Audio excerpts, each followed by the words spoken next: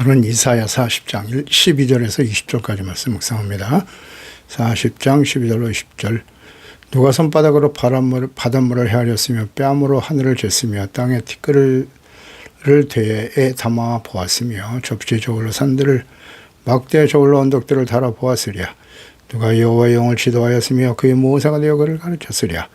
그가 누구와 더불어 의논하였으며 누가 그를 교훈하였으며 그에게 정의의 길로 가르쳤으며 지식을 가르쳤으며 통달의 도를 보여주었느냐. 보라, 그에게는 열방이 통에 한 방울 물과 같고 저울에 작은 티끌 같으며 섬들은 떠오르는 먼지 같으리니 레바논은 땔감에도 부족하고 하겠고 그 짐승들은 번제에도 부족할 것이라. 그의 앞에는 모든 열방이 아무것도 아니라 그는 그들을 없는 것 같이 빈 것 같이 여기시나니라. 그런즉 너희가 하나님을 누구와 같다 하겠으며 무슨 형상을 그에게 비기겠느냐. 우상은 장인이 부어 만들었고 장세히 금으로 입혔고 또 은사슬을 만든 것이니라. 궁핍한 거제를 드릴 때에 썩지 아니하는 나무를 택하고 지혜로운 장인을 위하여 구하여 우상을 만들어 흔들리지 아니하도록 세우나니라. 아멘. 하나님의 절대 주권과 전지전능하심. 바벨론 포로 생활 중에 있는 이스라엘 백성들에게 하나님의 무한한 위엄과 비교할 수 없는 영광을 선포하는 말씀이죠. 위로라고 하는 것은 단순히 잘 될 것이다 라는 감성적 터치가 아니라 위로의 근거는 오직 하나님의 성품과 능력, 하나님의 자녀 백성들이 죄를 깨닫고 애통하는 마음으로 돌이킬 때 하나님의 위로가 임하게 되는 것입니다. 우리의 모든 불행과 영적 침체는 하나님이 누구신지 잊어버린 데서 기인하는 거죠. 이스라엘은 자신들의 고난이 하나님의 능력 부족 때문이라고 오해하고 있습니다. 이에 대해서 하나님께서는 이사야 선지자를 통해서 우주적 규모의 창조주 하나님을 제시하며 피조물과 창조주 사이에 메울 수 없는 간극을 선포하십니다. 누가 참된 통치자인가? 하나님의 절대 주권과 통치, 전지전능하심에 대해서 증거하고 있습니다. 12절이죠. 누가 손바닥으로 바닷물을 헤아렸으며 뺨으로 하늘을 쟀으며. 그러니까 하나님의 광대하심과 전능하심을 인간의 측량 단위로는 결코 측량할 수 없다는 거죠. 인간에게 무한해 보이는 대양이 하나님께는 손바닥에 고인 물 한 방울에 불과한 것이고 광활한 우주는 그분의 한 뼘에 지나지 않을 것입니다. 헤아리다, 재다, 달다라는 동사들은 건축이나 상거래에 쓰이는 용어들이죠. 우주는 우주는 우연히 발생한 것이 아니죠. 하나님의 정밀한 설계와 통제하에 있고 그 크기와 규모는 인간의 지식과 능력으로는 측량할 수 없는 것들이죠. 우리가 문제 앞에 압도당하는 이유는 그 문제를 하나님의 손바닥 위가 아니라 나의 손바닥, 먼지만도 못한 인간의 지혜와 지식, 경험 위에 올려두기 때문입니다. 크고 광대하신 전능하신 창조주 하나님, 우리가 그분의 택하심과 부르심을 받아 예수 그리스도 안에서 죄사함받고 용서받은 하나님의 자녀가 되었다. 그 하나님을 믿고 경배하며 바라볼 수 있어야 합니다. 13절에 누가 여호와의 영을 지도하겠으며 그의 모사가 되어 그를 가르쳤으랴. 그가 누가 더불어 의논하겠느냐? 누가 그를 교훈하겠느냐? 그렇습니다. 여호와의 영을 지도하다. 하나님을 평가할 수 있는 사람이 누구겠느냐는 거예요. 하나님의 영을 측정하며 평가하며 판단할 수 있겠는가? 누가 그의 모사가 될 수 있겠느냐? 조언하는 사람이란 뜻이죠. 하나님께 감히 조언할 수 있는 사람은 아무도 없다. 당시 군왕들이 나라의 중대사를 결정할 때 방백들, 전술과 전략가, 지혜자들에 의존하고 있었죠. 그러나 하나님께서 인간의 지혜나 조언, 도움이 전혀 필요하지 않으시는 전능하신 초월성을 가지신 분이십니다. 하나님께는 인간의 지혜나 도움을 얻기 위해 의논하시거나 교훈을 얻으시거나 지식과 정의의 길을 묻거나 배울 필요가 없으신 전지전능하신 하나님이십니다. 이것을 우리가 역사 속에 이스라엘 역사 속에서 확인할 수 있듯이 하나님의 언약의 백성들이 종종 잊어버린다는 거예요. 하나님의 존재를 인정하지 않고 그분의 말씀을 듣지 않고 거부하는 그 인간의 교만을 꾸짖고 계신 것이고 인간이 하나님의 섭리를 판단하고 비판하는 행위가 얼마나 가당치 않은 일인가를 보여줍니다. 이것은 하나님이 없는 불신자들이 너무나 당연한 일이겠지만 하나님의 자녀들에게 이러한 모습들이 나타난다는 거죠. 우리가 고난과 시련을 당할 때 하나님 왜 이렇게 나에게 하십니까? 이건 공정하지 않지 않습니까? 라고 말하기도 하고 하나님께 우리의 판단과 생각과 뜻을 아뢰면서 관찰시키려고 하는 어리석음을 범할 때도 있습니다. 인간의 지혜와 경험과 지식과 판단을 앞세우며 이것이 정의고 옳은 길이라고 감히 하나님께 기도하고 가르치려고 하는 교만과 어리석음의 죄를 우린 빨리 버려야 합니다. 정의의 길이라고 하는 표현은 하나님만이 무엇이 옳고 그른지, 무엇이 진정으로 유익한지 판단하는 유일한 기준이 되어야죠. 그러니까 하나님과 그분의 말씀에 주목해야 돼요. 당시 인간의 왕들은 책략과 혹은 술사들을 두고 정책을 결정하기도 했는데요. 당시 바벨론의 신들이 점성술사나 모사들에 의존하고 있었죠. 문제는 하나님의 언약의 백성 이스라엘이 전지전능하신 살아계신 하나님과 그분의 말씀과 뜻을 구하지 아니하고 이방인들의 지혜, 우상 숭배자들의 판단과 결정과 능력을 더욱 믿고 의지하려고 하는 어리석음과 교만한 태도를 보였다는 거예요. 하나님을 모르는 죄 백성들의 어리석은 태도, 오늘날도 아주 만연해 있습니다. 세상적인 지식과 요즘은 AI가 크게 발달해서 AI가 전해주는 지식을 더욱 신뢰하면서 하나님의 말씀과 뜻에 무관심한 사람들이 얼마나 많은지요. 15절에 보라 그에게는 열방이 통에 한 방울 물과 같고 저울의 작은 티끌 같다. 섬들은 떠오르는 먼지 같으리니 하나님과 광대하심 또 전능하심 당시 강대국인 열방 특히 바벨론과 같은 나라들과 비교하고 계시죠. 하나님께서는 열방들이 통에 한 방울 물과 같고 저울 위에 살짝 놓인 먼지와 같다. 물동이 물 한 방울 저울 위에 살짝 놓인 먼지 등과 같이 전혀 아무런 영향을 줄 수 없는 미미한 존재들을 의미하시는 것입니다. 증거하고 계시죠. 16절에 레바논은 땔감에도 부족하겠고 그 짐승들은 번제에도 부족할 것이다. 그의 앞에는 모든 열방이 아무것도 아니다. 그는 그들을 없는 것 같이 빈 것 같이 여기신다 하셨습니다. 광대하신 전능하신 하나님이 열방의 어떤 나라와 세력과도 비교할 수 없는 위대한 분이라면 그분은 우리의 예배를 받으셔야 마땅합니다. 레바논의 울창한 산림이나 짐승들로도 그분께 합당한 제사를 드리기에는 오히려 부족합니다. 하나님께 희생 제사를 드리기 위해서는 땔감용 나무와 희생 제사용 짐승이 필요하죠. 그리고 당시 이스라엘과 그 이웃 나라들은 그들이 살고 있었던 팔레스타인의 가장 울창한 산림과 가장 풍성한 동물을 소유하고 있다고 자랑했었습니다. 인간의 그 어떤 종교적 노력이나 정치적 힘도 세상의 권력과 힘도 하나님을 만족시키거나 움직일 수 없음을 보여주죠. 17절에 그의 앞에는 모든 열방이 아무것도 아니다. 그는 그들을 없는 것 같이 빈 것 같이 여기신다고 하셨습니다. 자신의 힘만 믿고 제국주의적 야심에 불탔던 열방들에 대한 풍자적 표현인데요. 하나님의 크신 권능과 주권 앞에서 그들의 존재는 무기력하고 미미하기 짝이 없는 아무 의미가 없는 존재라는 것이죠. 허탄하고 허무한 우상들에 대한 표현이겠죠. 그들은 아무것도 아니다. 그것을 보고 두려워하잖아요. 그래서 하나님을 버리고 그들이 믿는 신들, 우상들을 따르고 있었던 허탄하고 어리석은 죄 백성들아.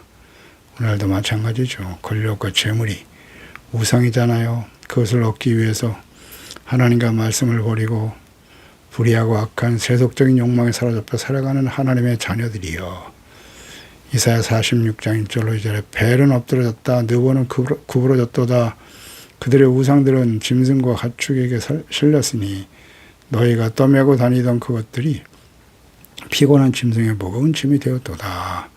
그들은 고러졌고 그들은 일찍 엎드러졌으므로 그 짐을 구하여 내지 못하고 자기들도 잡혀갔느니라.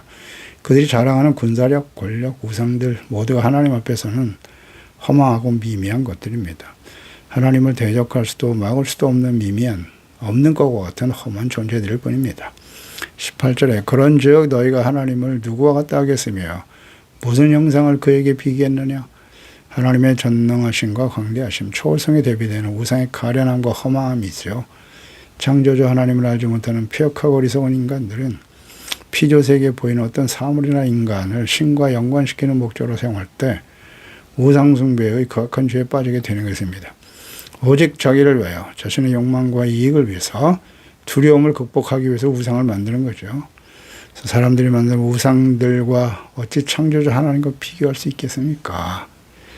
하나님의 존재에 대한 무지, 이방인들이 어쩔 수 없지만 하나님의 택하심과 구원의 은혜를 입은 언약의 백성 이스라엘이 또 오늘날 하나님의 자녀들이 하나님 버리고 우상을 선택하는 비극이 이스라엘 역사 속에 반복되었음을 주목하고 오늘 이 시대에 우리 가운데도 있음을 주목해야 합니다. 신앙의 연륜, 교회의 직분, 기독교 가문의 전통, 종교적인 열심을 자랑하면서도 전능하신 하나님 아버지 또 주 예수 그리스도의 말씀을 버리고 오직 자신의 이익을 위해서 우상 숭배에 빠져 있는 교회들이 얼마나 많은가요?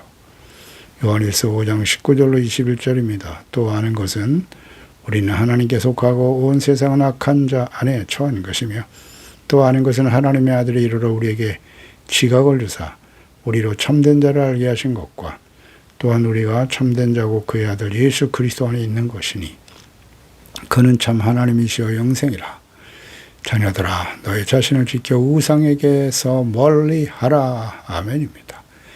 우리가 예수 그리스도 안에 있고 또 하나님께서 우리에게 지각을 주사 참된 자 그리스도를 알고 그 아들 안에 속해 살아간다는 사실, 이것이 바로 영생인데 이 영생, 그리스도 안에 있는 영생을 얻은 자들은 자신을 지켜서 우상에게서 멀리해야 하는 것입니다.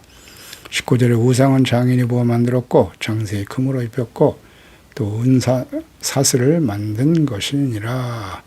그렇습니다. 우상이 인간이 자기를 위하여 만든 물건임을 밝히고 있죠. 사람이 자기를 위해서 만든 겁니다. 자신들의 손으로 말이죠. 하나님의 존재를 알지 못하는 열방의 나라와 사람들은 스스로 자신을 지키기 위해서 우상을 만들어 섬겼습니다. 자신들의 손으로 만드는 우상이 전쟁에서의 승리, 경제적 풍요, 천지지변으로부터 자신들을 보호해줄 것이라고 믿었던 거죠. 스스로 믿는 거죠. 당시 이방은 이스라엘과 유다의 멸망을 바벨론의 말뚝신에 의한 하나님의 패배로 이해하였습니다. 이스라엘 하나님의 백성들이 멸망을 당했으니까요. 바벨론에 의해서. 그러니 자신들의 신이 더 강하다. 하나님보다. 이스라엘 신 하나님보다. 이에 대해서 선지자는 우상은 신이 아니라고 인간이 손으로 만든 물건에 불과하다. 따라서 이스라엘의 패배는 하나님의 패배가 아니죠. 그 원인은 어디에 있는고? 어디에 있습니까? 이스라엘 백성들이 하나님을 버리고 우상을 선택했기 때문이에요. 불의와 악을 행하고 거룩함을 훼손했잖아요. 그에 대한 하나님의 공의의 심판이었다는 사실을 아직도 모르면 안 되죠. 그 하나님은 어제나 오늘의 영원토록 동일하세요.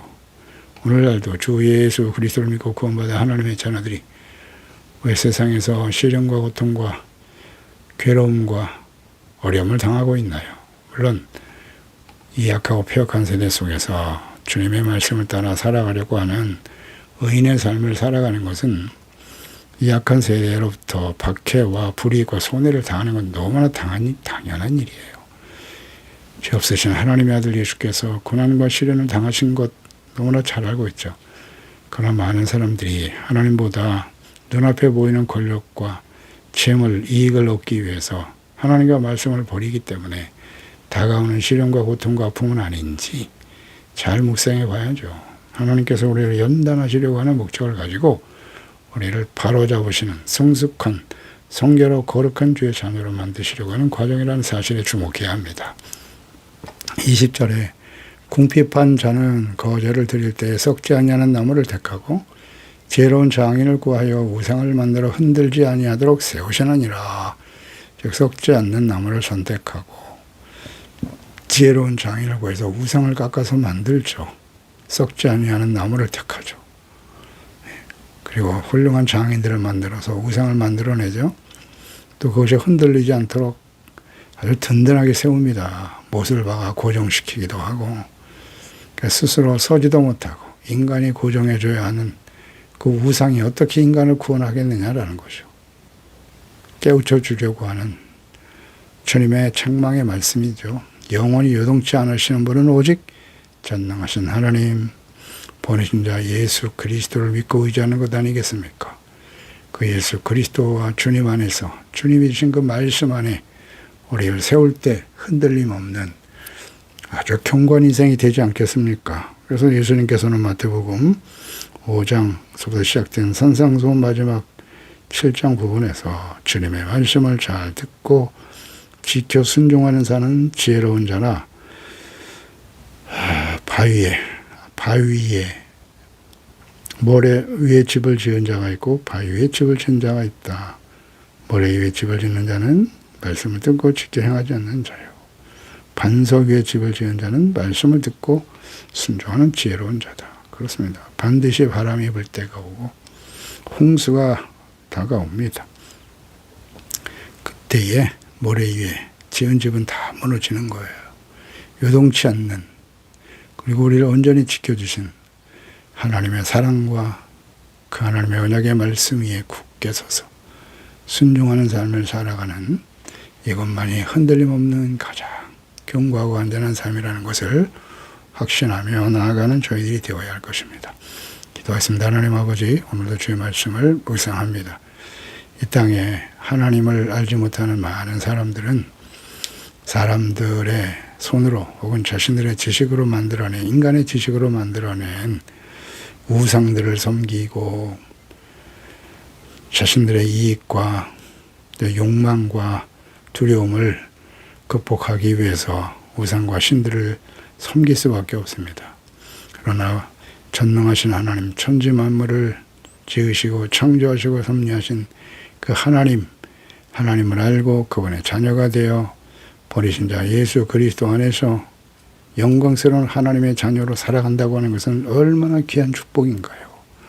이런 하나님과 또 그리스도를 따르는 주님의 자녀들이 되었음에도 불구하고 과거 이스라엘 백성들이 그랬던 것처럼 이 하나님을 버리고 하나님의 그 언약의 말씀을 버리고 눈앞에 보이는 이익을 위해서 불의하고 악한 죄악된 길을 선택하고 하나님의 말씀을 거역하는 일, 탐심에 이끌려 하나님의 말씀을 저버리는 것, 이게 다 우상숭배 아니겠습니까?